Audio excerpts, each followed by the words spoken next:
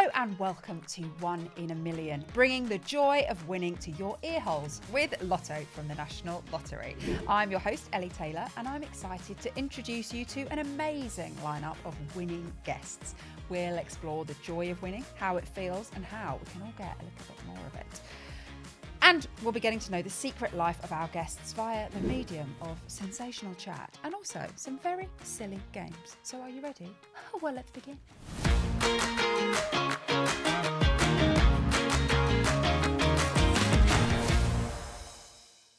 Our first guest. Oh, it's a good one. It's a very good one. She's not only a TV star, she's the holder of multiple Guinness World Records, including being the first person to reach the South Pole by bicycle.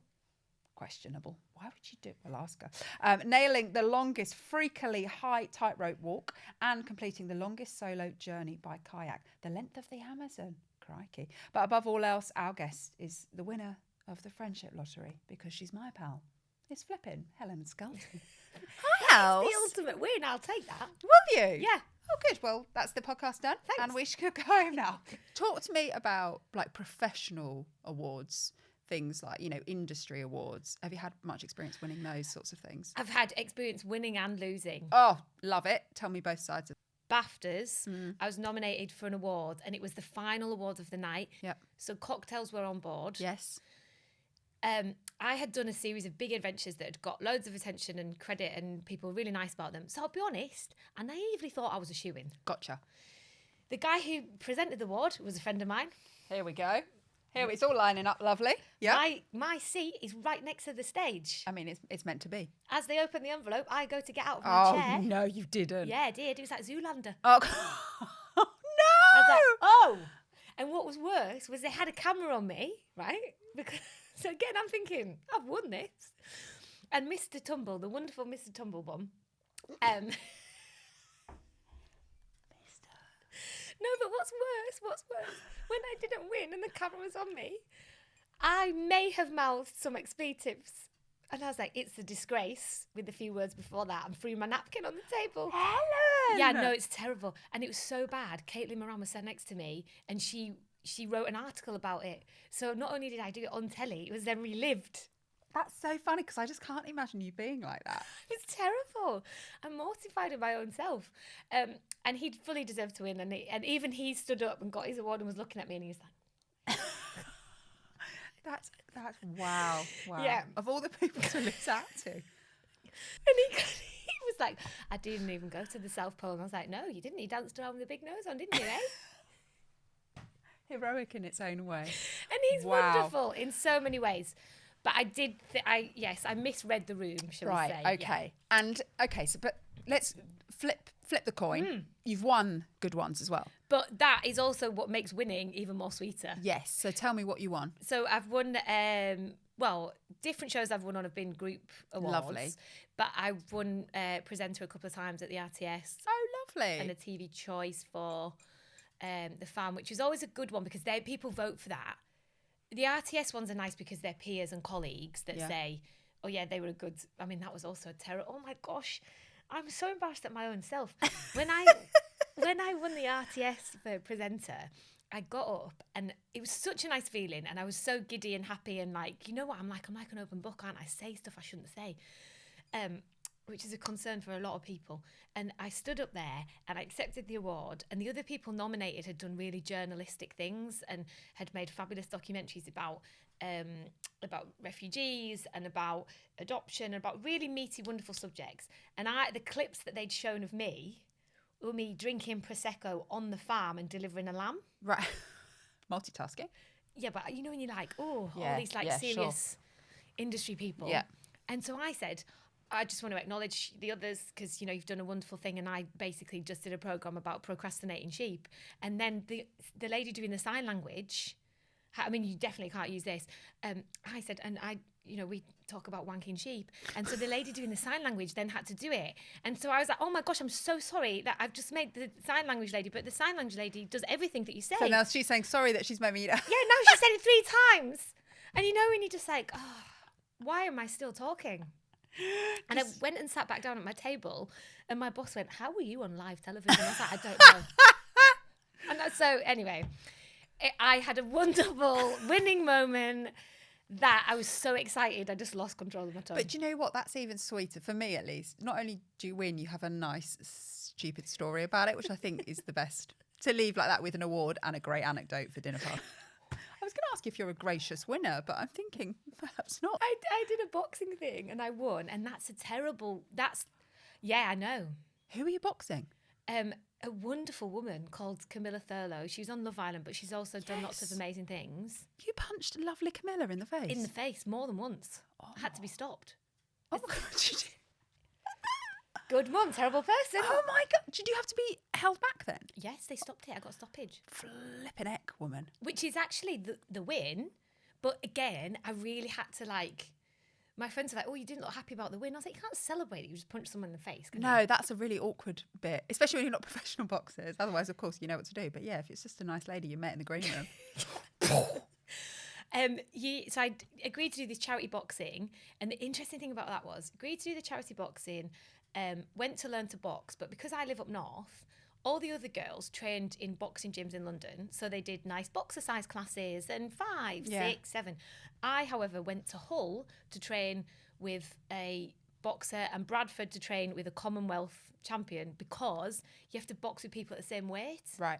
So obviously my training was quite intense. I lost a tooth. My right tooth got smashed in one of the training things. Who by? A girl from Warrington. They breed them tough in Warrington. It was all, but the female boxers I'm so obsessed with, in that they basically said to me, don't step into our ring and disrespect our sport. Because I was kind of in there like, oh, sorry. Oh, right, yeah. And they were like, you've agreed to do it. Do it properly. Because they were like, you wouldn't go ballet dancing and kind of do the Macarena, would you? You've agreed to do this, so do it properly. Yeah. Which was a good point. Yeah. And oh my gosh, those girls, they're like training so hard and so intensely and working. And there was one girl that I trained with in Hull. She was a full-time student. She was a single mum. She was training, funding it all herself. And I was like, this is the ultimate girl power. And so she was like, don't disrespect me and waste my time dancing around this ring. Get in here and hit me. Yeah. And I was like, oh, okay. And then once you've been hit, you do hit back. Yeah, because it makes you angry. Yeah. Yes, yeah. I did a sport thing recently, and so I got whacked around the head, and I didn't want to hit the person back. And then as soon as that happened, I was like, yeah. It's like primal, isn't it? Animalistic. It makes you. It's not just even about winning; it's about like surviving. Yeah. Keeping your teeth. Exactly, keeping your teeth. I can't believe you lost a tooth. But it was like, when I won that, it was great because I won a big belt and I got a nice trophy, and the kids do enjoy that. It's difficult for me to tell them to stop fighting. Yes. But that was probably the only time I was genuinely a gracious winner, because I was just like, thank you very much. So all it takes is you punching another woman in the face to bring out your grace. I know.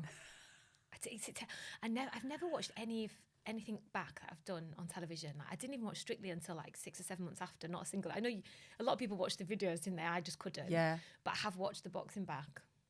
Quite enjoyed it. To see your power. What would you say you've learnt about winning over the years? I do think you get out what you put in. Like, if you tell yourself, oh, I don't really care. And I think as I've got older, I've accepted the fact that it's all right to care. Like, when my kids get upset that they don't win something, I don't go, oh, don't be upset, don't be silly. Of course, be upset, that's fine. Yeah. Like, don't sulk and have a tantrum, but you can be disappointed. Yeah. Because I think it's such a good lesson for life. Like, all of these mad things like Amazons and whatever, life throws really intense stuff at you. And any time when you've chosen to put yourself in an intense situation, it gives you a good reference point, and it gives you good training. I once got entered into the Downhill World Skateboarding Championships. Of course you did. I clocked 27 miles an hour on a skateboard. That's terrifying. It was the worst and most terrifying. It's ridiculous, isn't it? That's so fast, and you'll be so out of control. On a skateboard. Oh, God, my anxiety is rising for you. They were so unconvinced that I would, for like a brief time, because I was early in the competition, I was third in the world at downhill skateboard. And they didn't put a camera on the finish line because no one thought that I would finish. Right. And not even me. Right. So somehow I stayed on it. But whenever I'm scared about stuff, or whenever, like, you know, as an adult, you've got to deal with loads of stuff you don't want to deal with the older you get. And I always go back to that moment on the start line when there was not one bit of me that wanted to stay on that skateboard, but I thought, I've just got to feel the bumps. Yep. And I think that's a good lesson for life. Feel the bumps and doing it anyway. Yeah. And if you fall off and break a rib, who cares? And full head to toe motorcycle leather's always a good look. That is always a good look. I didn't realise you had that many Guinness World Records. Well, I used to do shows that people really like world records and you can kind of put a title on it. So to be honest, we used to go after the most ridiculous ones because you knew you could get it. Right. Most number of pancakes flipped in a minute. Most number of mattresses in human mattress dominoes. You would enjoy that. Oh my God. Oh, whenever people lay on. Yeah. Oh, I've seen that. Yes, lovely. Most number of people in a thriller enactment. How many world records have you been a part of then? I once counted up and it was about 15. Have you got the world record for the amount of world records you can hold? I'm going to go after You that should one. go. That's mad.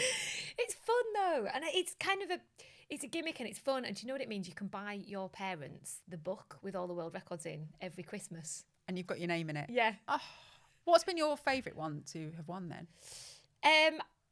The trip in the Amazon was definitely fun because you look back and it's the complete definition of an adventure. We never knew where we were going to eat. We never knew where we were going to sleep.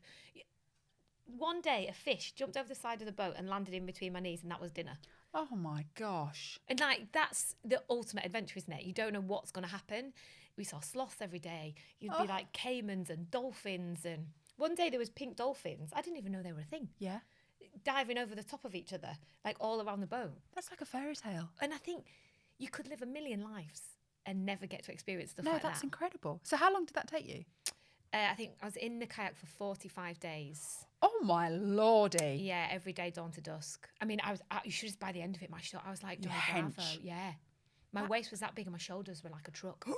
Blimey. What? So, you must have hoped that a fish jumped between your legs every flipping day.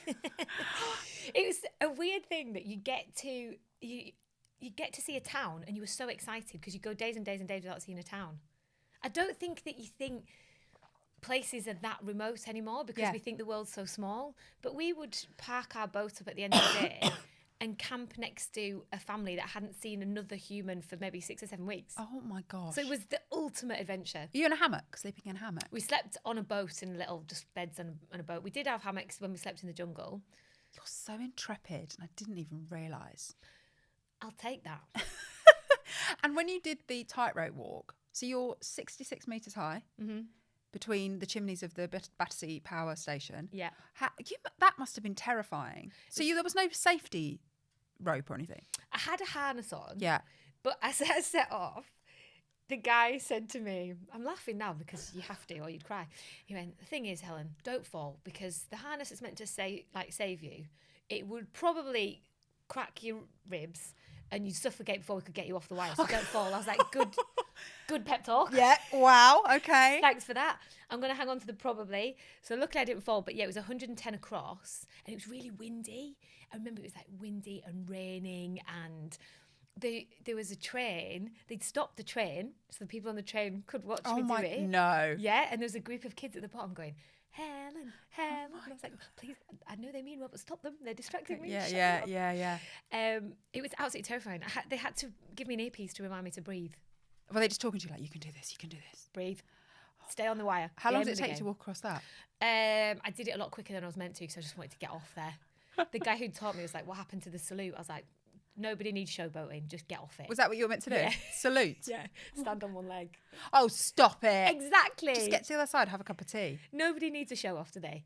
So I just got to the other side and he's like, you were meant to do your salute. And I was like, next time. You got off and none of your ribs were cracked. Exactly. That is an absolute win. I had a lovely time.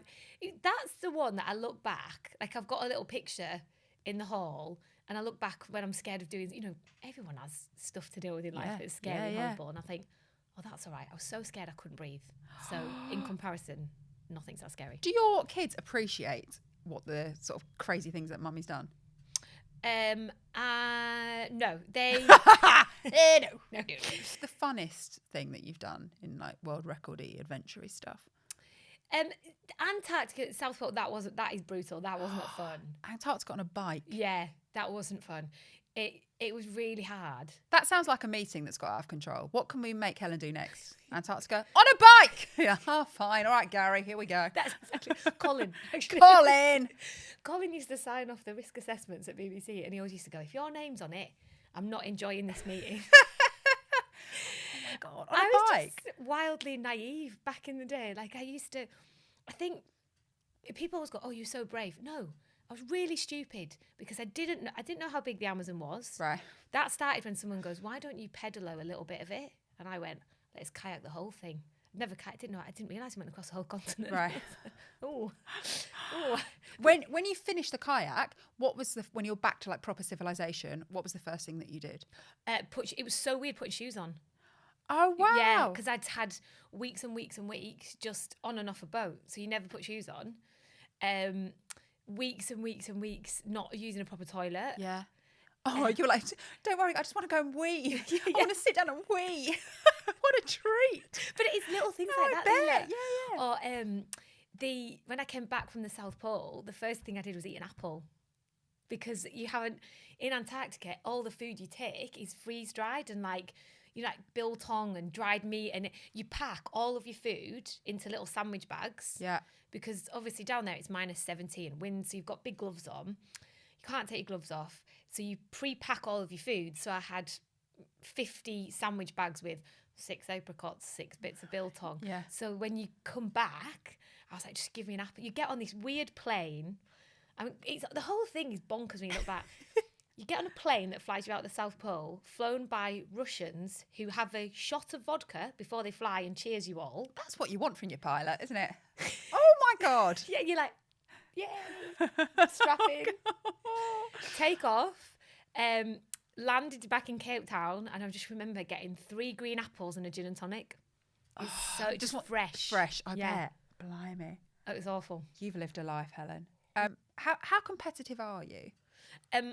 I want to say not. Yes. But I am. Yes. I've got that vibe from you before, I feel like.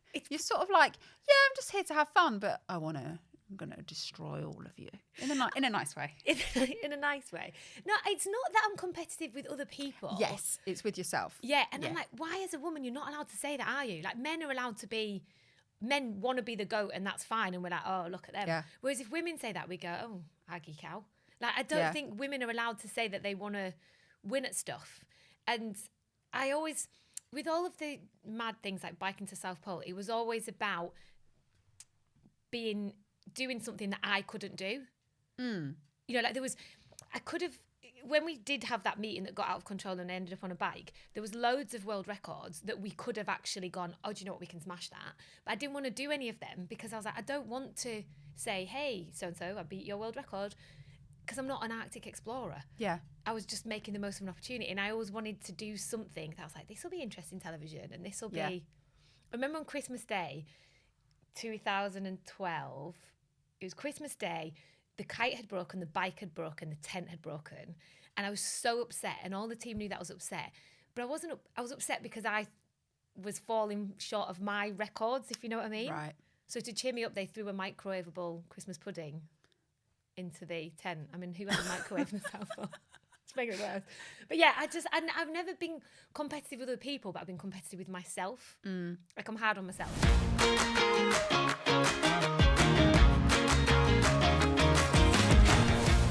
Helen, we've had a nice chit chat, but we're here for some serious games. Yes. Hardcore. Okay. Are you ready? Always. The first game we're going to play is My Lotto Life. Now, we've all thought about it, what we'd do if we won the Lotto jackpot. But I want to drill into it with you. I want to find out the bits. I want to find out with you the things you'd spend it on, the crazy fun that you would have. So you've won the Lotto jackpot. Congratulations, Helen. Thank you. Who is the first person you're telling? I definitely tell my dad. Okay. Does Mum get told as well? No, because she'd tell everyone. Okay. Well, that's another question. Would you tell like the wider world? No, I wouldn't either. My dad can't hold his own water, so it would filter out, but slowly. I've not heard that phrase before. What, hold his own water? No, that's really funny. My mum literally will go, I haven't told anyone, just your Auntie Moira and Christine and Janet. And I'm like, all right, that's everyone then, because they've each told 3 people. Right, yeah. So I'd definitely tell my dad, and then it would filter out slowly. And my brother is a very black and white man, so I'd enjoy telling him. Do you think he'd be annoyed? Happy? No, he'd be worried, because, as I said, he's like talented, humble and sensible. Okay. And I'm not. You're not. You're a terrible person. Great mother, terrible person. What is the first thing you do with this money? Do you know what? I'd buy loads of really good wigs. That's Such a good answer. Because then you could be like, imagine if you had a completely different hair and just go out and be, I think if you freed the shackles of your own personality and expectation, be whoever you want to be. Like you could be you could be really funny, you could be really kitsch. And his hair completely tied to that. Yeah, I think if you had like some mad wigs and you could have like, it's like playing out as a grown up, isn't it? They're expensive, good wigs as well. See? And you'd buy classy ones. But I've won the Lotto jackpot, so I can go for the good ones. Real hair. I really love you as a Lotto winner. This is great. Where would you live? Would you would buy a new place? Would you stay where you are? I'd stay where I am because I like it, but I would definitely buy holiday homes. Where? One in the mountains, one on the beach. In the UK? I've thought about this a lot. You have, I love it. Everyone's had this chat though. Everyone has. Dan Walker and I do a series where we drive around a lot. Yes. We always talk about this, and he's a great dad and a great person because his first answer is always build a hospital. Oh, I know he's wonderful, isn't he? that's very nice. But if we've ticked that box and he's built the hospital. Oh, Dan's taking care of that. No probs. Yeah, so he's over with good it. people. Yeah, don't worry about that. And then he literally goes, "I build a hospital," and I'm like, I'd have a house in Malibu. Would it be in different countries? I'd have one down on the south coast so I can see France. Okay. Well, I mean, good binoculars, obviously. Yeah. Well, you can afford them. Yeah. One down in south coast so you could go there just for the weekend. I'd obviously have a helicopter. Oh, of course you would. What colour? Pink. Barbie pink. Pink helicopter. Are you a pink woman? I quite like pink, yeah. Oh, okay. I wouldn't have said that about you. Oh, is that good or bad? I don't know. I think it's because you're all headstone khaki today. Um, And because you you kayak the Amazon. I'm intrepid. You're very intrepid. But I don't, I can't pigeonhole you, Helen. But I think that's why when you say about being intrepid, I quite like it because I'm like, ooh. I did the ultra marathon, 80 miles in the desert with a full set of hair extensions. Polka dot bandeau dress I rocked up in. Everyone else was in like running gear, can you imagine? Well, what are you? Then they went to me, just have a nice time, you probably won't finish. Oh my God. In a dress? I didn't run in the dress. Okay. That's very impractical. I got to the camp and everyone else had like the little running shorts on. Okay. And I had this like massive Barbie hair. Hi guys! It's literally what I did. Yeah. And they went, you won't, when you say about being competitive with myself, so we've derailed, I know, that I never looked at anyone on that start line and wanted to beat them, but I knew they had me in this little pigeonhole of big blonde hair, silly little dress, wedge high heels in the desert, ridiculous, really. And I knew they all thought she'll never finish, and they told me that, and they had bets on what point I'd pull out. So that was brilliant. This is like the ultra marathon version of Legally Blonde when Elle Woods goes to law school. It was exactly like that. They all had bets on what point I'd pull out of the race, not will she finish or won't she. Right. No one thought that I would finish. Do you think you were always that determined, or do you think you would have finished it regardless? I can't imagine you ever would have given up on anything. That was a good shot in the arm when I knew that. Right. I was like, oh, okay, fine. But what's nice, I was gracious in that, is I never let on to them that I knew. Right. I was just like, oh, did you have a nice time? Were they magnanimous at the end? Were they kind to Yeah, they you? apologised. Ha. Oh my God, that's a movie. That is a movie. And then I had to have loads of my hair cut out because the hair extensions in 80 degrees, not ideal. Fused together. Yeah. It melts Like into your scalp. Rat's tail. Is there anything really silly that you would do? What's the most outlandish thing you would do? Right, this is ridiculous, but I've thought about this a lot. I have a scooter, and I scoot on my scooter a lot with the kids. Yeah. People think that's silly because I'm a grown woman. We've got a grown-up one as well. It's good fun. It's good fun. I would replace a lot of travel with a scooter. What do you mean? You're going to be coming down from the north to the... So you could buy the motorway, have the motorway closed off so you could scoot No, all but the just way buy to enough London. time so you can make commuting fun. Because Okay. commuting is so boring. Yes, it is. So I would, like, if you could make your commute a bit more fun and scoot a bit of it. I love that. So you've got the opposite ends there. You've got a helicopter or a scooter. How's Helen arriving? She's setting off 2 days before. I think it's going to be the scooter. But do you know, like, what the ultimate win is to make stuff you have to do fun, isn't it? Yeah, that's true. Like putting away the clothes in a place that we don't have to deal with that's become fun, and you know where everything is. Yeah. And commuting, make it an adventure. Oh, everything's an adventure with you. But then that's what life is, isn't it? If you can make it that. And it's like the chaos of kids. Like sometimes my friends go, oh my God, it's overwhelming. We've got this, that and the other. But I think it's how you approach it. Yes, it is. I think you're really good at that because you do have 3 kids. You are a single mum. Like your life is bonkers in the best way. But like watching your Instagram stories, you really lean into the chaos and find the fun in it. Because when you've got 3, you realise each chapter goes so quick. Yeah. So like my 2-year-old, she's a gorgeous cherub, curly-haired, beautiful girl, but she's a thug. Like she's very violent. She heckles, you know? She also like she'll do wrestling moves on her brother. But I'm like, all of those things will so quickly go, because already like my 9-year-old the other night said, "Oh, can I go out with my friends onto the green?" I was like, "By yourself?" Yeah. Yeah. I think it all goes so quick, so I lean into the, even like they don't sleep, and I'm like, do you know what? Let's watch Cocomelon at 4 o'clock in the morning and watch the sunrise. Oh. Because do you know, in the blink of an eye, you'll be out with your mates till 4 o'clock in the morning. I'll be sitting here going, "Where you at?" And I'll long for this. You're right, but I also cannot wait until mine are out of the house with their friends. I'll just watch Cocomelon by myself very happily. Is there anything that the Lotto jackpot could help you tick off your bucket list? Is there an experience you want to do or a place you'd love to go to that you haven't yet? Sorry, I'm like, yes. Tell me. I know everyone says buy an island, but they think buy an island like with a tropical. I'd like to just live rustic on an island. Like, as in, I love the whole sleeping in a hammock, catching your own food, all of that stuff. But I'd like a backup in case I need a delivery. Right. So where is this island? Not too crazy hot. Like Corsica. In fact, I'd like Corsica. Okay. You'd like to buy Corsica? Yeah. Okay. I don't know if it would stretch to that. You could buy a bit of Corsica. Maybe a small island off Corsica. Yeah. That'll do. I like being outside. I like sleeping outside. I like the warmth and I like the sea. Well, you've ticked everything. I'd also like to climb a haystack, and I think... Not a haystack as in a bale of hay. Right. Like, you know those rocks that jut out of the sea? I thought you literally meant a haystack. Yeah, okay. No, you're like, your dad's got a farm. What are you doing? Helen, live your life. Yeah. Get outside, babe. No, I'd like to do some climbing. That's a bit of a life thing that I need to tick. So how do you have to like swim, or you get a boat there and then you climb up a big rock? Yeah, you know, like when people climb up a rock and then they sleep on the side of it, like on a tent. Yes. I want to do that. It's yours. Magic. Just think that would be good. I'm from the Lake District. I think I should climb, and I don't. Next game. Okay. It's called My Winning Numbers. We all know what our winning numbers are. We've all got weird favourite numbers. Yes. For instance, on my TV, the volume is always at 15. Unless the children are being naughty. If the kettle's boiling, I might whip it up to a 20. But I do like 5, multiples of 5 for some reason. Okay. Yeah, I'm quite specific about that. We all have our personal numbers. They're all very personal. They sort of, if you dive into them, they say something about you on a deeper level. I don't know what my 15 does. I think that's like quite anal. Just 5s are quite... It's quite a big jump, isn't it? I feel like 5 was also a good times table. Oh, what's your favourite times table? 9 or 5? 7 for me. Yeah. Banging. Why though? Why do we like that? I find it so satisfying. 7 7's 49. Oh, God, I could hear that all day. Love it. Anyway, enough about me. My fetish for 7 times 7. I want to know, Helen Skelton, what are your winning numbers? So you've got 6 options. 6 numbers. 6 numbers. When I lived in London, I'm from a part of the world where there's literally no public transport. So the public transport options in London blew my mind. But I was so confused. I'd end up all over the place. Right.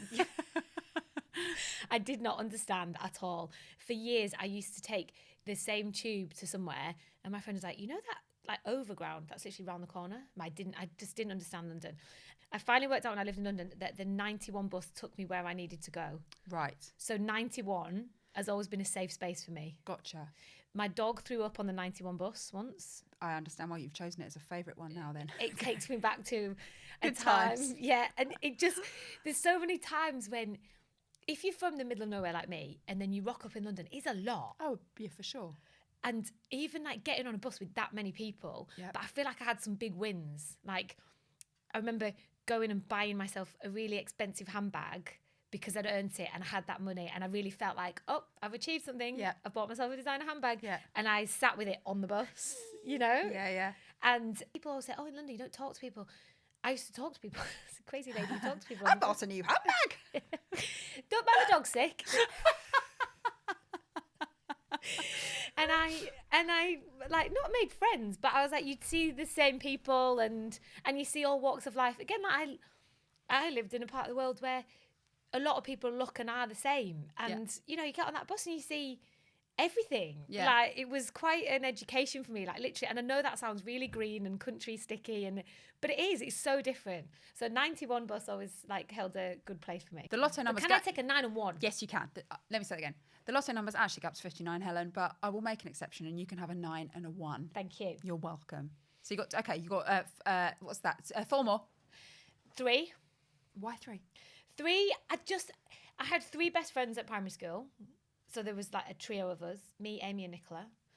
Then I went into secondary school, same thing again. I feel like, people say 2's company, 3's a crowd. Yeah. I've never found that. I love a 3. Yeah. One of my best friends, favourite little friendship groups is a 3. And Yeah. I love it. I love the dynamic. Same. I like the dynamic of a 3. I've got 3 kids. Oh, you do have 3 children, yeah. So, and I've had loads of pets over the years.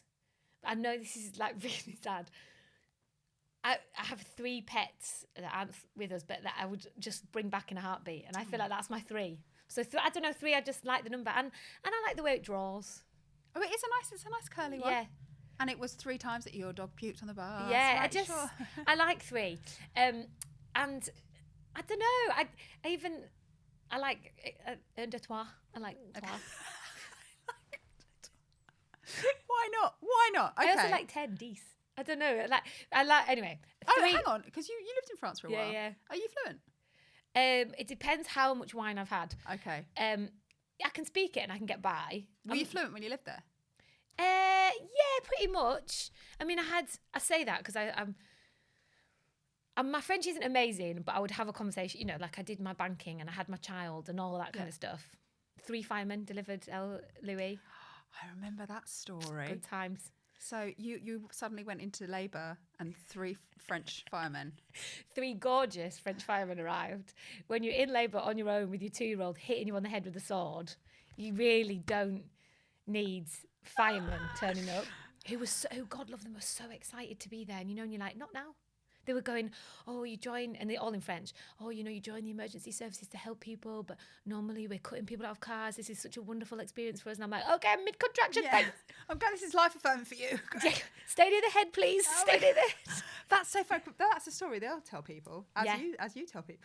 Vinny, Romaine and Lucille. There's a big picture of my Louis in the fire station. Is there really? Yeah. Oh, my God. Because they arrived and he arrived. And yeah, well, they all had a lovely time. What a day at the office. They took me to hospital in the back of a fire truck. Oh, my. And like the gauzes that you put on the end of a fire hose, they cut one up and made a little hat for him. Oh, my gosh. That's so cute. So it was a wildly traumatic time, but it's a great story. Great story. Okay, 3's in. What's so next? 3. I would also say 5 because I like the way it draws, the hat, the back, the belly. Yep. But it was also it was the last number in my mum and dad's landline. Gotcha. 2 more. I do like 7. Because it's my favourite times table. Thank you, Helen. I forgot about that. Thank you. I like 7 because of sport. I don't know why. Like David Beckham was 7. There are 7 players in a netball team. Yes. Did you ever play netball? I did. Were you a centre? Wing attack. You would either be one of those. I'm glad you're not a centre. I feel like there's an energy around a centre. I couldn't be a goal defence. You imagine? That was me. That was me. Stop. Absolutely useless, but with a long arm. Oh, you see, I was nippy. Yeah, I've never been nippy. I've been described as many things in life, and nippy is not one Yeah, of them. but like goal defence, you need. Cumbersome. Just very long arm span. It's Wingspan. a good game, netball, though, isn't it? I love netball. I mean, I haven't played it for about 20 years, but in theory, Yeah. I love netball. Well, next one. Can I have 8? Yes, of course you can. You've got a lot in the first 10 numbers of the world. You've got a whole up to 59, and you've just going for like 3, 5, 7, 8. Can I have 27 then? Yeah, absolutely. Do you know why? I think 27 is a good number, and I also feel like in your life. Yes, Helen. 27 is my favourite age. I loved being 27. But it's also so many people's favourite age. Is it really? Yeah, it was my favourite age. I feel like you're old enough that you kind of, you know what's going on. You've got a bit of your own money and a bit of independence, but you're old enough to know that you don't know everything. Yeah. But you know enough. Yeah. You're young enough to make mistakes, and it's fine because you're young. You've got an excuse. Yep. I feel like you're emerging out of childhood, really. Yeah. I really think you're a child till you're 30. Yes. And so you're just sort of peeking out at that point, getting to know. Yeah, and no, you're not naive. You're not super naive. Like No. you know that. Yeah, you don't know stuff. But I feel like you can be stupid and go, I'm only 27. I'm only 27. Didn't There's so mean much to. life ahead of me. Yeah. Yeah. So 27 is definitely. Oh, that's a cracker. But I also think, what's 2 27s? I'm not good at maths, but I think that's another monumental year. 27 plus 27. Yeah. Why? That's 54. 54. There you go. Let's check with 54. Gemma makeup then. She did the sums for me. Yeah, 54. Multiples of 27, I think, are good because 54, much like 27, at 54, you're probably not ready to retire, but you're old enough that you're not giving yourself a hard time that you need to be the boss. Yeah. So you're at an age where you're enjoying life and you're working with people that you like. Mm. I just think 54 is a good year. How old are you now? I think you can buy a sports car at 54 and not be a midlife crisis. Oh, I'm not sure about that. Still get a tattoo, not be an idiot. Yeah, I suppose so. Because there's a lot of logic going on. You can be a cool auntie or uncle. You know, you can buy them stuff that... At 54, I think I'll be all right with. How old are you now? 41. I'm 41 this year. I think I'm enjoying this age. Do you know what I like about being 40? I think, and this was something that Carlos... Remember Carlos from Strictly? I do. Wildly wonderful man, but like says the wrong thing, but actually the right thing. Yeah. If that makes sense. Yeah. It comes out wrong, Yeah. but he means it great. And he said to me, I love that you're 40. And I was like, why? And he goes, because you've got your house, you've got your business, you've got your job, you've got your kids. Like, if I was dating you, then I don't think you need anything from me. It's true. And I was like, oh, yeah. I don't need nothing. I don't need nothing from no man. But yeah, he was like, if I'm dating you, I don't think that you're using me for anything. Nope. You're choosing to be with me. And I Yep. thought, what a great logic. It is true. And I've carried that with me into my 41st. There you go. You're Have all that. sorted, Helen I know. Skelton. And you say that you're a, great mum, terrible person. I actually think you're an all right person. Just all right? Well, since you told me some of the stories, you've gone down a notch or two, but in a healthy, used to like you respectful more. way. Yeah. I think I've got to know you in a great way now. You knew we had quite an intense start to our friendship though, didn't we?